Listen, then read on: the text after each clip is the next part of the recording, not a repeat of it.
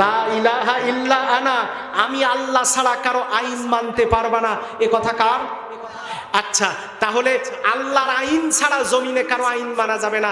আর আমরা বাংলাদেশের জমিনে কি আল্লাহর আইন মানতে পারতেছি? জোরে বলেন পারতেছি? তো এই আল্লাহর আইন মানাতে গিয়েই যদি আমি জান্নাতের কথা বলি, জাহান্নামের কথা বলি, তার মানে এই নয় আমার হাতে জাহান্নামের আর জান্নাতের টিকিট আছে। এ কথা বলে মিথ্যা অপবাদ দিয়ে আল্লাহর কোরআনের কাজ প্রসারের কাজ বাধাগ্রস্ত করবেন না।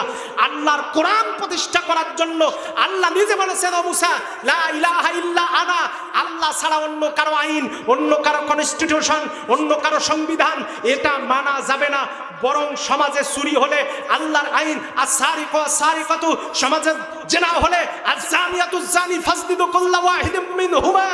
ও মুসা, সমাজের জিনাকার দর্শনকারী ধরা পড়েছে, লা ইলাহা ইল্লা আনা, আমার আইন ছাড়া অন্য কারো আইন দিয়া বিচার করা যাবে না।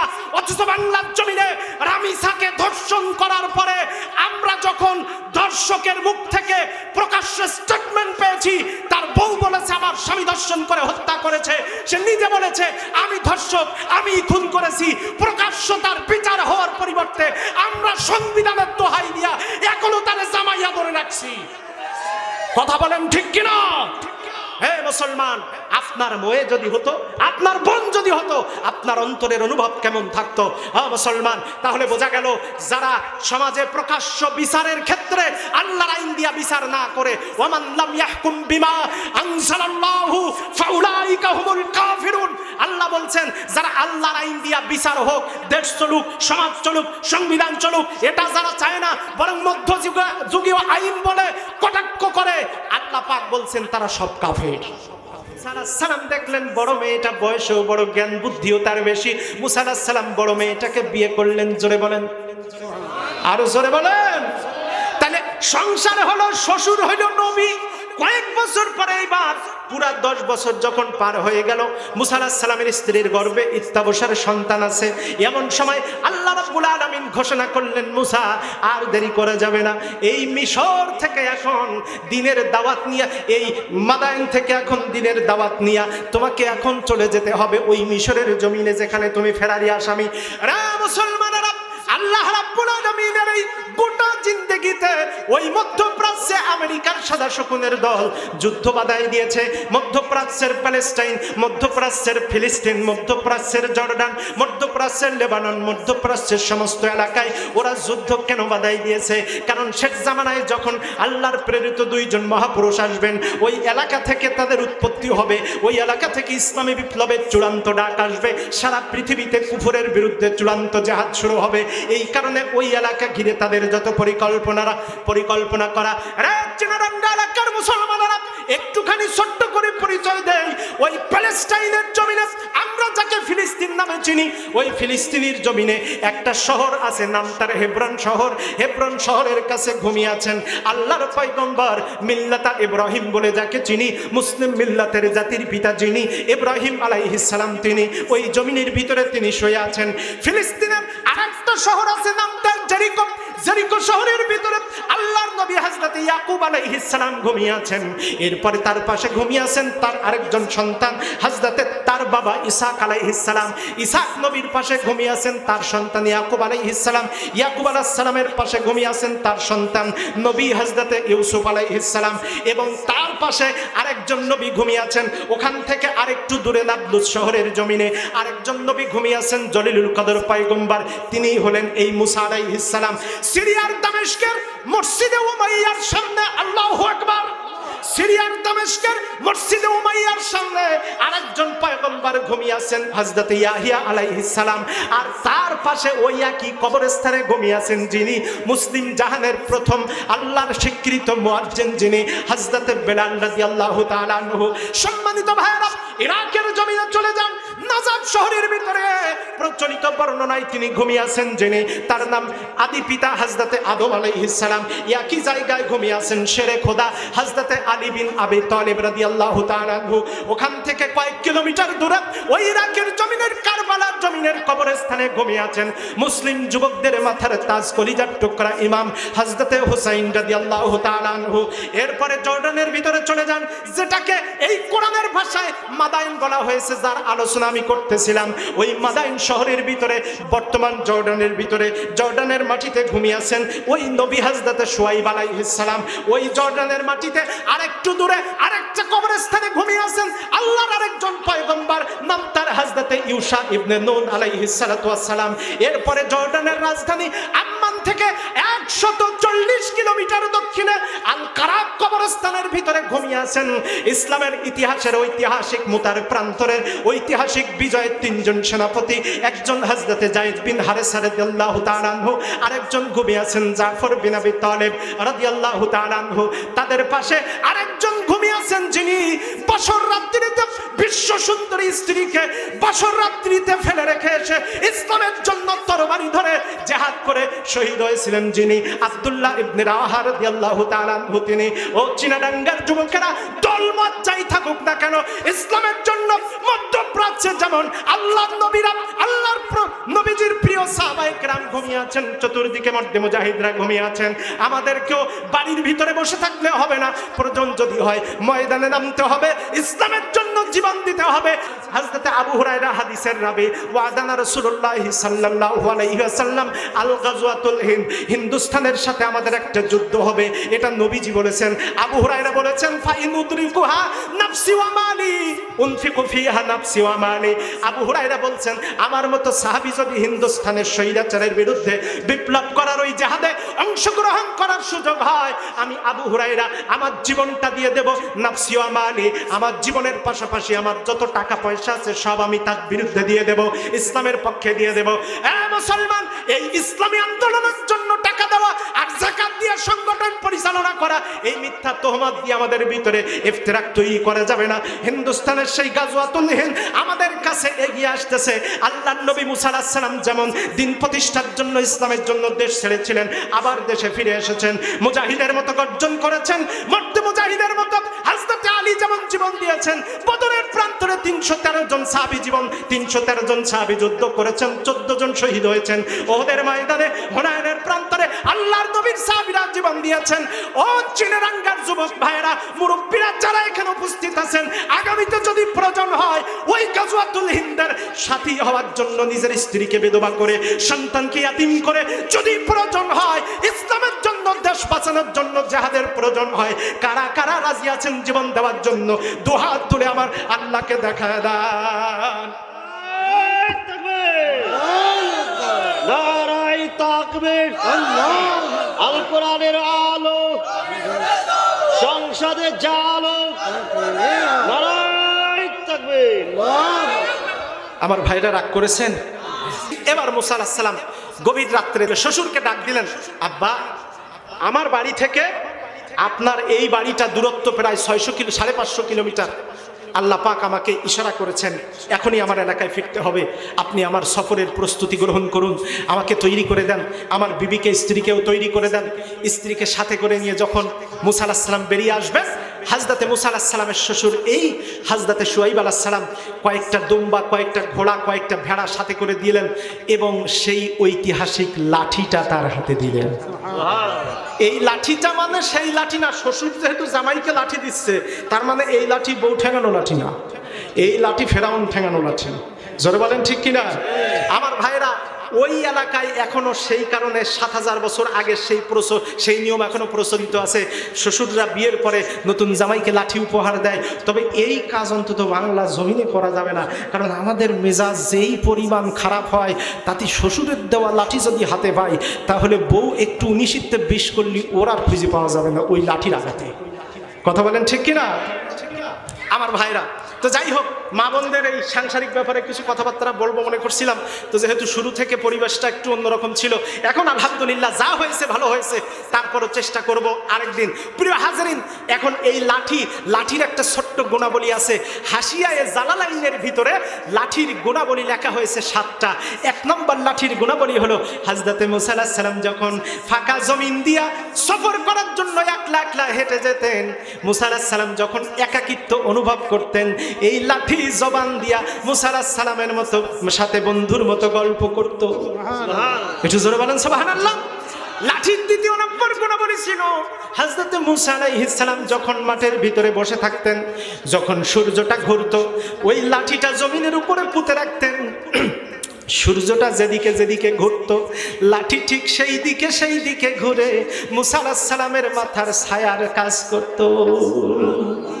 তিন নম্বর লাঠির গুণাবলী ছিল মুসা আলাইহিস সালাম যখন কুয়া থেকে পানি উঠানোর চেষ্টা করতেন, কুয়াটা যত গভীর থাকতো লাঠিটা তত লম্বা হয়ে বালতির কাজ করে কুয়ার গভীর থেকে পানি উঠায়া মুসা আলাইহিস সালামের নাগালে পৌঁছায়া দিত।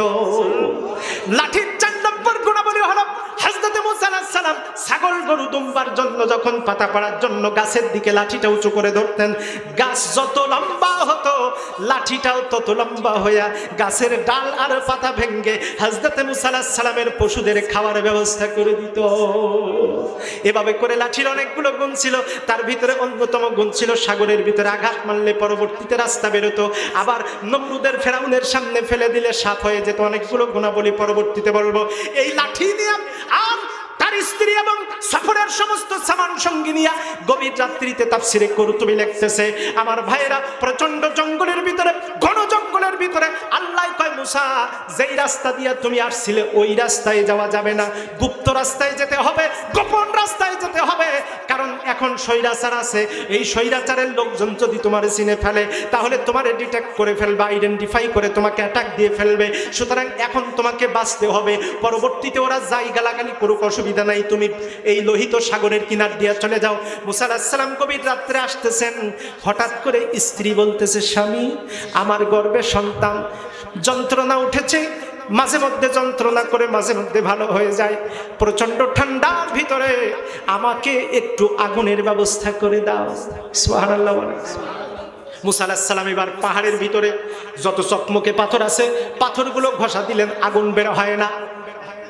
মানে পাহাড়ের ভিতরে চকমকে পাথরে আঘাতে আর 2টা পাথর আঘাত করলে আগুন বের হতো, কিন্তু এত ঠান্ডা, তাফসীরে কুরতুবী বলছে কুয়াশার পানি পড়ার কারণে পাথর এত ঠান্ডা হয়ে গেছে আগুনও জ্বলে না। এরপরে মুসা আলাইহিস সালাম হতাশ হয়ে যখন উঠে দাঁড়িয়েছেন, হঠাৎ করে দেখেন ইয রাআ নারান ফাকালা লি আহলিহি ইমকুসু ইন্নী আনাস্তু নারান লাআল্লি, জোরে বলেন আল্লাহু আকবার। মুসা আলাইহিস সালাম আগুন পান না, উঠে দাঁড়াইছেন। প্রিয় হাজিরিন আমার, হযরত মুসা আলাইহিস সালাম তাকায় দেখলেন দূরে একটা পাহাড়ের পাদদেশে একটা গাছের উপর থেকে গোড়া পর্যন্ত এক পাশে সবুজ রঙের আর এক পাশের হলুদ রঙের আলো জ্বলতেছে। আর জোরে বলেন সুবহানাল্লাহ। কিন্তু অবাক করা ব্যাপার, তাফসীরে মারিফুল কোরআন মুফতি শফি লিখতেছেন, ওই আগুনের কারণে গাছের একটা পাতাও পুড়ে না, গাছের একটা কাণ্ড ডালও পড়ে না। এই অলৌকিক ক্ষমতার মালিক জোরে বলেন কে? আল্লাহ পাক এই ক্ষমতার মালিক। মুসা আলাইহিস সালাম এবার ওই আগুন দেখে তিনি তার বিবিকে বললেন, সূরা তাহা আমার তেলাওয়াতকৃত এই আয়াত, এই সূরার প্রথম দিকে 9 নম্বর আয়াতে 10 নম্বর আয়াতে আল্লাহ পাক বলছেন, হযরত মুসা আলাইহিস সালাম তার বিবিকে বলছেন, ও বিবি ইন্নী আনাস্তু নারা, আমি আগুন দেখেছি, সুতরাং ইমকুসু তোমরা এই গাছের তলায় বসো, আমি ওখান থেকে হয় আগুন আনবো অথবা আমরা তো রাস্তা চিনতে পারতেছি না, আগুনের মাধ্যমে আমরা একটু রাস্তা চিনে নেব। আয়াতগুলো শর্ট করে বলে ফেলতেছি। মুসা আলাইহিস সালামের স্ত্রী সন্তান সম্ভবা, প্রচন্ড ঠান্ডা, স্ত্রীকে গাছের তলায় বসিয়ে মুসা আলাইহিস সালাম এবার আগুন আনতে যেই গাছের দিকে এগোচ্ছেন, তাফসীরে মারিফুল কোরআনে লিখতেছে মুসা আলাইহিস সালাম 2 পা আগায়, গাছ 2 পা পিছায়। জোরে বলেন, জোরে বলেন। আচ্ছা, এই দৃশ্য যদি গভীর রাত্রে দেবাটা থেকে বাড়ি আসার পথে ওই কোনায় বট গাছের ওই পুকুরের ধারে যদি ওই রকম একটা অবস্থা হয়, গাছে আগুন জ্বলতেছে, এখন আপনি আগাচ্ছেন, গাছ পিছাচ্ছে, আপনি দাঁড়াচ্ছেন, গাছও দাঁড়াচ্ছে, বলেন তো আপনার শরীর ঠান্ডা হবে না গরম হবে? মাথা ঠিক থাকবে? আমার ভাইরা, মুসা আলাইহিস সালাম মনে মনে ভয় পাচ্ছেন, আল্লাহ এটা আবার কোন সিস্টেম। হঠাৎ করে এইবার মুসা আলাইহিস সালাম আবার দাঁড়িয়ে গেছেন, গাছটা আবার দাঁড়িয়ে গেল। গাছটা দাঁড়ানোর সাথে সাথে হযরতে মুসা আলাইহিস সালাম এবার জোর কদমে গাছের কিনারে যখন চলে গেলেন, হঠাৎ করে গাছের ভিতর থেকে অদৃশ্য একটা আওয়াজ চলে আসলো, ফালাম্মা আতাহা নুদিয়া ইয়া মুসা। এইবার গাছের ভিতর থেকে আওয়াজ আসলো ইথারিত হয়ে, চমৎকার কণ্ঠে, গম্ভীর কণ্ঠে, হে মুসা। আচ্ছা মনে করেন আমার দোস্ত মফিজ খুব সাহসী লোক, ওই যে বসে রয়েছে, তাই না? মফিজ না? এখন মফিজ রাত্রিতে দেভাটা, মফিজুল ইসলাম দেভাটা থেকে সিনেডাঙ্গায় আসতে গিয়ে ওই দেভাটার কোনায় হঠাৎ করে গাছের মধ্যে আগুন দেখলো। এইবার ওই গাছের ভিতরে আগুন দেখার পরে চুপচাপ দাঁড়ায় আছে, আল্লাহ সামনে যাব না পিছনে যাব, লুঙ্গি থাক না ওই অবস্থায় দড়ি মারবো, এই চিন্তা করতে করতে হঠাৎ করে যদি বাগান থেকে ওই রাত 1টার সময় কেউ ডাক দেয়, এই মফিজুল, বলেন আমার দোস্তর কাপড়ের জায়গায় থাকবে তো? থাকবে। আচ্ছা, মুসা আলাইহিস সালামকে হঠাৎ ডাক দিলেন, ইয়া মুসা, হে মুসা। মুসা আলাইহিস সালাম তখন বললেন, সর্বনাশ, আমাকে চিনলো কেমন করে? আমি যখন গেছি তখন তো আমার দাড়ি মোছ ওঠে নাই, কে চিনলো, কিভাবে ডাক দিল? হঠাৎ করে আল্লাহ পাক ডাক দিলেন, ও মুসা, ইন্নী আনা রাব্বুকা ফাখলা'না আলাইক। আল্লাহু আকবার। ইন্নী আনা রাব্বুক, ও মুসা আমি তোমার রব, ফাখলা'না আলাইক, জুতা খোলো আর আমার দিকে এগিয়ে আসো। তাহলে আল্লাহ ডাক দিচ্ছেন, মুসা আলাইহিস সালাম এগিয়ে গেলেন। ওদিকে স্ত্রী কোন জায়গায়? জোরে বলেন, আরো জোরে বলেন। সুস্থ না অসুস্থ? তৈরি করে যেই যন্ত্রটা শরীরের ভিতরে, বন মেরো, এই যন্ত্রটা বর্তমান বাজারে আমেরিকা থেকে একটা সুস্থ যন্ত্র কিনে আপনার শরীরে বসাতে হলে 50 লক্ষ টাকা লাগবে, যা আল্লাহ আপনার আমার শরীরে ফিরিয়ে দিয়েছেন। আরো জোরে বলেন। প্যানক্রিয়াস, কিডনি কেনা এবং প্রতিস্থাপন 90 লাখ টাকারও বেশি বর্তমান পৃথিবীতে।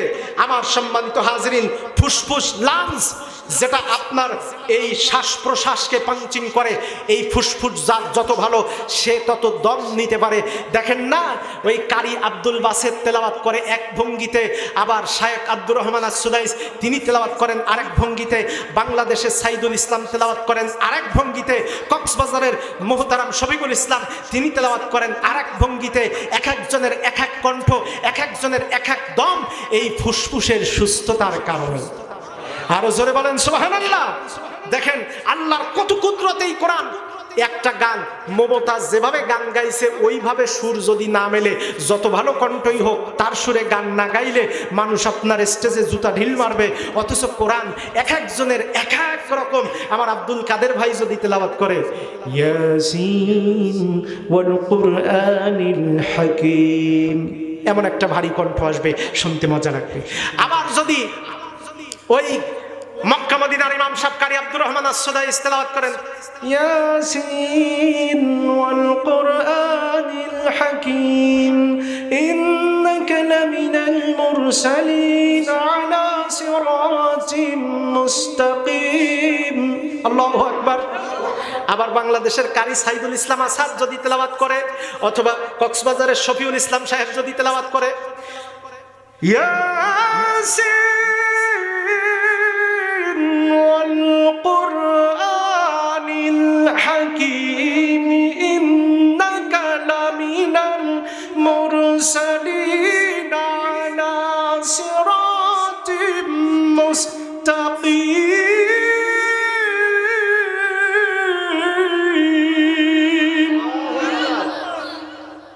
এই মধুর বিষয়টা, এই বৈচিত্র্যটা কে দিয়েছেন? আরো জোরে বলেন, কে দিয়েছেন? আল্লাহ দিয়েছেন। আমার সম্মানিত হাজিরিন, এই ফুসফুসটা, আপনার এই লাংস 24 ঘন্টা আপনার শরীরের ভিতরে শ্বাস প্রশ্বাস নেওয়া দেওয়ার কাজটা করে।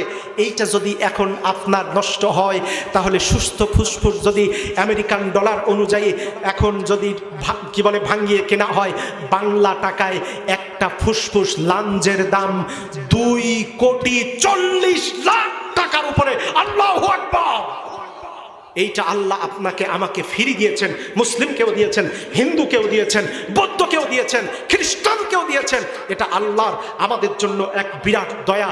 অথচ মুসলমান, সে আল্লাহ রাব্বুল আলামিন, এই যে বুড়া মানুষ, ডায়াবেটিসের রোগী যারা, বুঝতে পারতেছেন আমার কথা, তারা যাদের লিভার ডিস্টার্ব হয়ে গেছে, রক্ত পরিশোধন, হজমের ব্যাপারে শরীর পরিষ্কার এটা ঠিক মতো হয় না, এরপরে শরীর ইনসুলিন, এই যে প্যানক্রিয়াসের পাশে যে অবস্থানটা থাকে, এই ইনসুলিন তৈরির যন্ত্রটা যার নষ্ট হয়ে গেছে, একটা দাওয়াত বাড়িতে দাওয়াত খেতে গেলেও তার নিজে নিজের শরীরে ইনজেকশন ফুটায় তারপরে দাওয়াত খাওয়া লাগে। কি অপারেটর ভাই ভুল বলতেছি?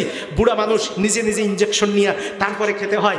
এই শরীরের ভিতরে প্যানক্রিয়াস নষ্ট হলে এই প্যানক্রিয়াসটার দাম 60 লাখ টাকা। এটা আমার আল্লাহ আপনাকে আমাকে ফিরিয়ে দিয়েছেন। ও মুসলমান, সেই আল্লাহর পক্ষে আসেন না।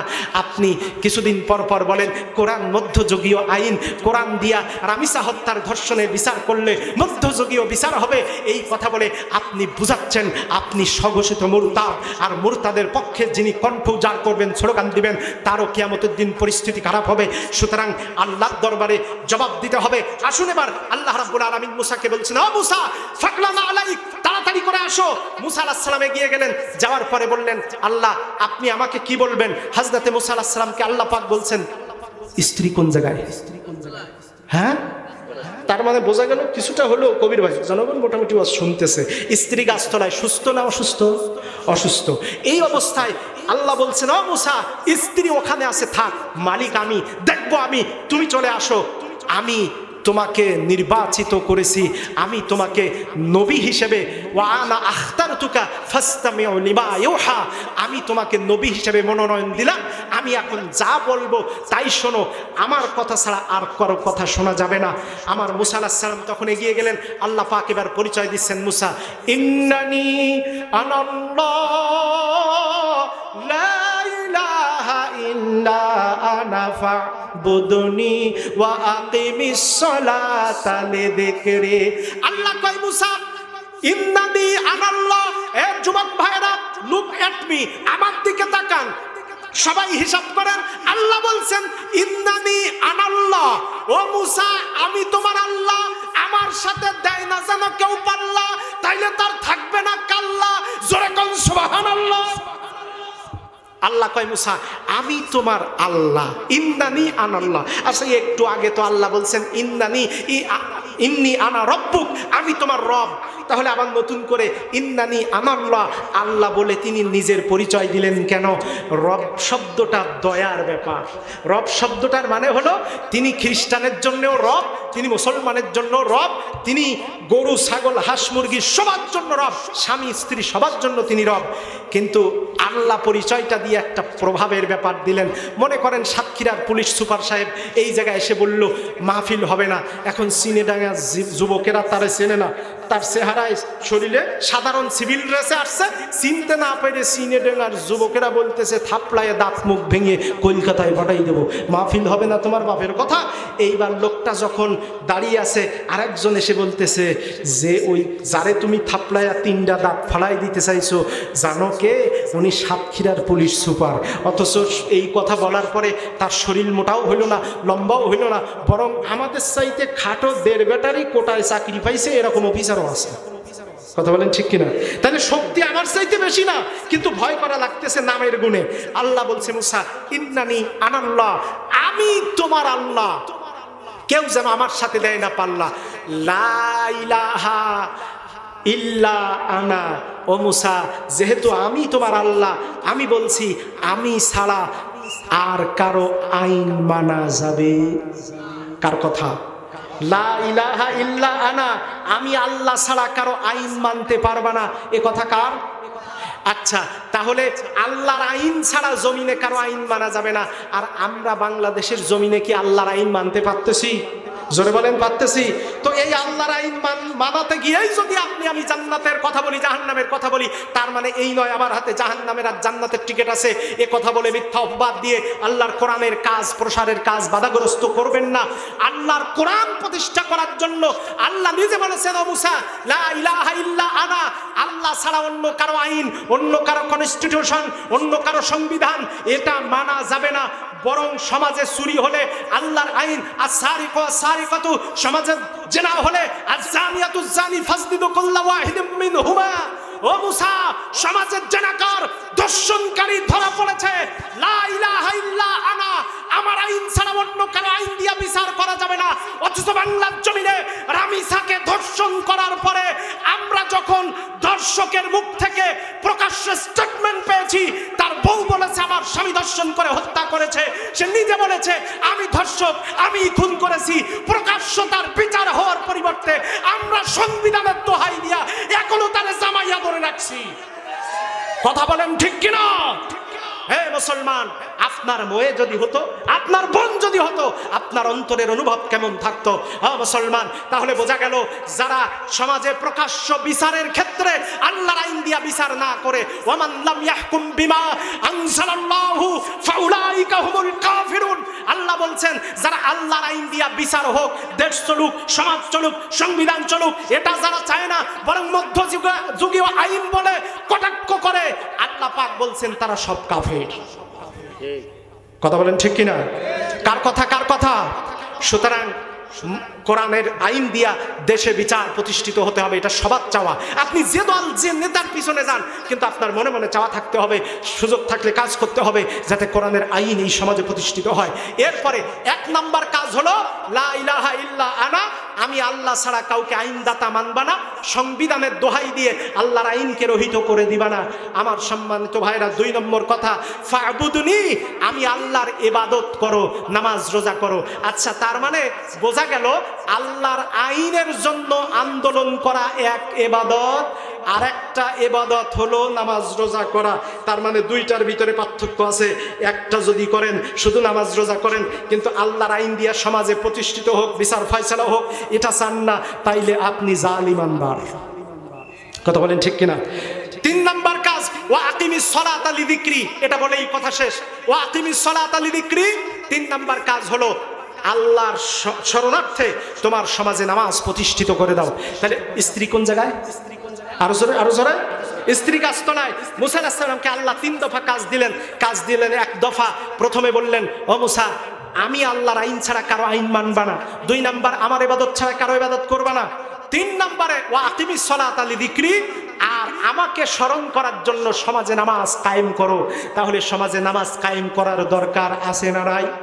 জোরে বলেন, আছে না নাই? নামাজ কায়েম করার হুকুম কার? তাহলে আপনি নামাজ কায়েমের আন্দোলনে শরীক হবেন, এটাই আপনার ইমানি দায়িত্ব। অথচ আপনি নামাজ কায়েমের কাজও করবেন না, যারা করে তাদের আবার গালাগালি দিবেন, এটাও করা যাবে না। উপকার করতে না পারেন, একটু অন্তত চুপ থেকে তাদেরকে মৌন সম্মতি দিবেন, আল্লাহ পাক তাতেও আপনার উপরে রহমত নাজিল করবেন। তাহলে স্ত্রী গাছতলায় এদিকে 3 দফা কাজ দিয়াই আল্লাহ পাক বললেন, ইযহাব ইলা ফিরাউনা ইন্নাহু তাগা, ও মুসা ফিরাউনের দরবারে চলে যাও। ওই সেই ফিরাউনের দরবারে। তার মানে আল্লাহ বুঝাইতে চাইল, ও বাংলাদেশের মুসলমান, যখন দেখবা সমাজের ভিতরে ফিরাউনের মতো স্বৈরাচার, তাদের কথায় সমাজের আইন প্রণয়ন হয়, তখন তোমরা মুসার মতো 3 দফা কাজ নিয়া ওই জায়গাটা পরিবর্তন করে যারা আল্লাহর আইন চায় সেইভাবে দাওয়াতি কাজ করো। বড় চেয়ারে যদি আল্লাহওয়ালা ব্যক্তি বসে থাকে, দেশের টাকা বাইরে যাবে না। বড় চেয়ারে যদি আল্লাহওয়ালা লোক বসে থাকে, রামিসা ধর্ষিতা হওয়ার পরে তার বিচারের নামে আসামিকে বাঁচিয়ে রাখা হবে না। ওই কি বলে, এই সমাজে আল্লাহওয়ালা ব্যক্তি যদি বড় চেয়ারে বসে থাকে, তাহলে নারীদেরকে ধর্ষণ করে যৌতুকের জন্য পিটায় বাড়ি থেকে কেউ বাইরে বের করতে পারবে না। প্রকাশ্যে মদ, গাঁজা, নারীদের সাথে খারাপ ব্যবহার, মানুষ খুন হত্যা চলবে না। মুসলমান, তাহলে সেই জায়গায় আল্লাহর কোরআন মুসা আলাইহিস সালামের যেমন 3 দফা কাজ দিয়েছেন, এমন 3 দফা কাজ করতে কারা কারা রাজি আছেন? 2 হাত তুলে আল্লাহকে দেখা দেন। নারায়ে তাকবীর, আল কোরআনের আলো, হাত নামান। সম্মানিত হাজরিন, আসুন তাহলে 3 দফা কাজের শেষ দফা হলো ওয়া আকিমিস সালাতা লিযিকরি, নামাজ প্রতিষ্ঠা করো আমার স্মরণের জন্য।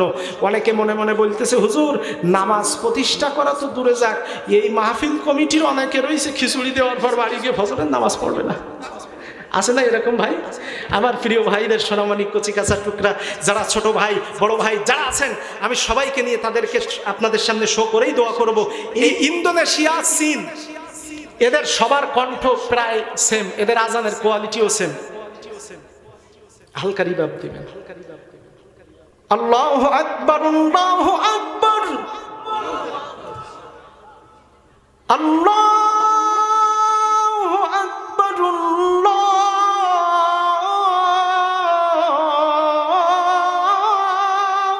আকবার। আশহাদু আল্লা ইলাহা ইল্লাল্লাহ,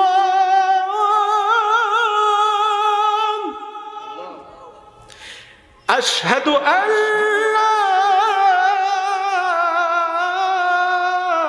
ইলাহা ইল্লাল্লাহ,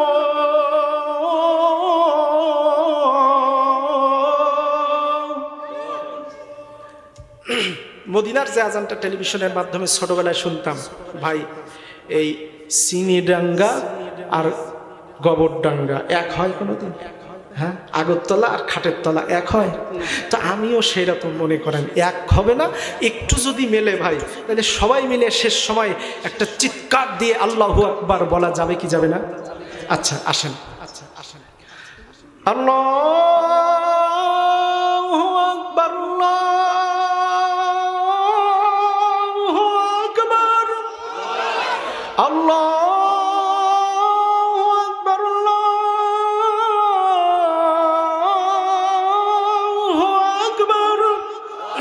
আজানের ধ্বনি যদি বাজে অন্তরে, বসে থাকা যায় কি গো, বসে থাকা যায়? আজানের ধ্বনি যদি বাজে অন্তরে, বসে থাকা যায় কি গো, বসে থাকা যায়? আল্লাহর প্রেমে যেন এ মন হারায়। জোরে বলেন মারহাবা, আরো জোরে বলেন। আচ্ছা যাই হোক, আসুন আজানটাও মোটামুটি আপনাদেরকে ছোটখাটো করে যা দিলাম, আজকে আমরা 12টা পার হয়ে 12:15 মোটামুটি, ও মা কি বলে 12:30 বাজি গেছে। আল্লাহু আকবার।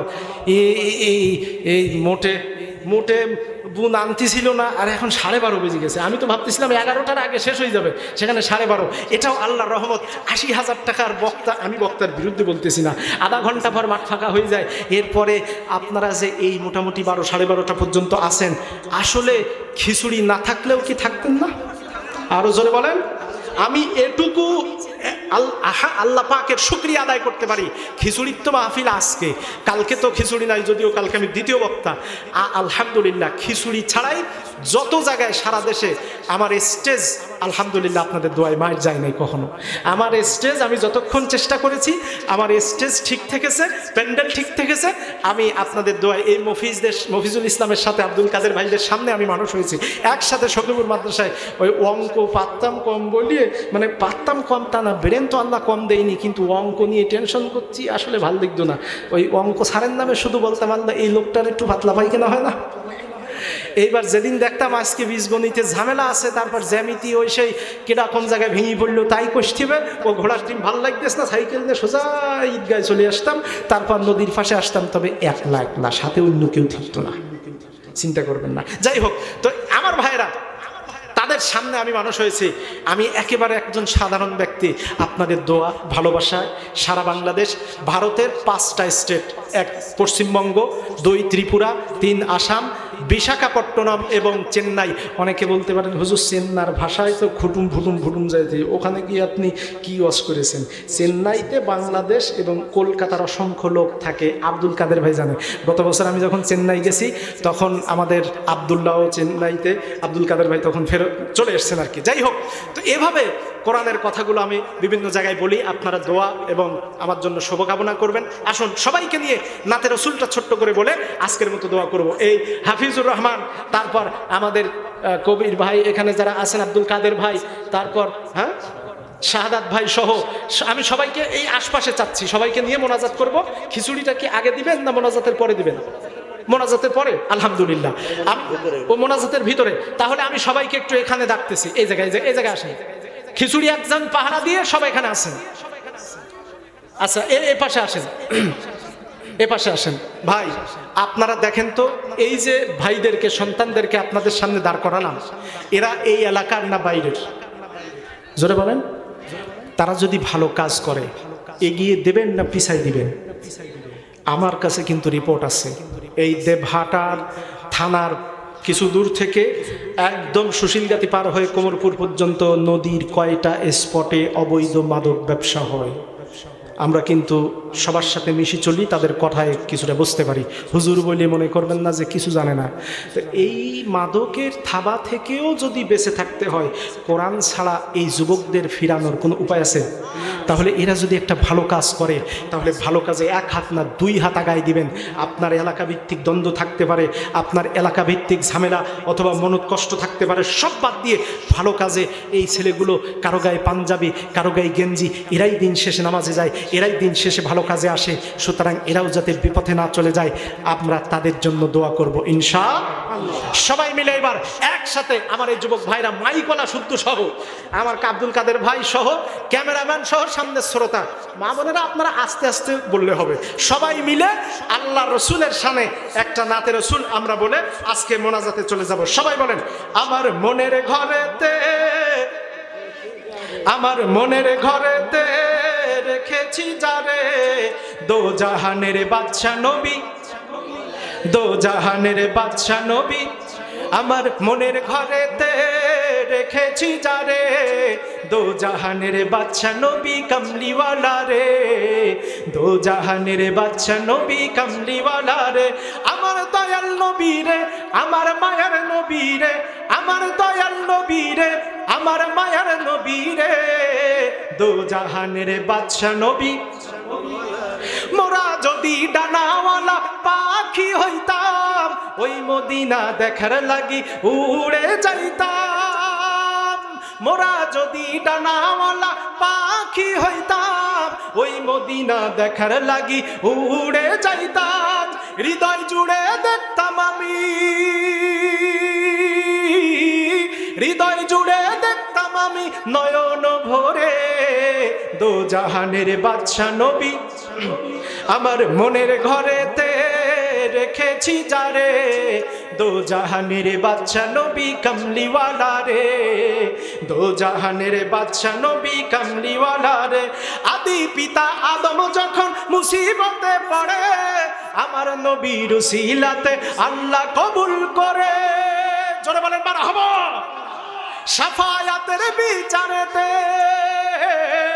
শাফায়াতের বিচারেতে পাশে থেকে রে দো জাহানের বাদশা নবী কামলিওয়ালা রে দো জাহানের বাদশা নবী দো জাহানের বাদশা নবী কামলিওয়ালা রে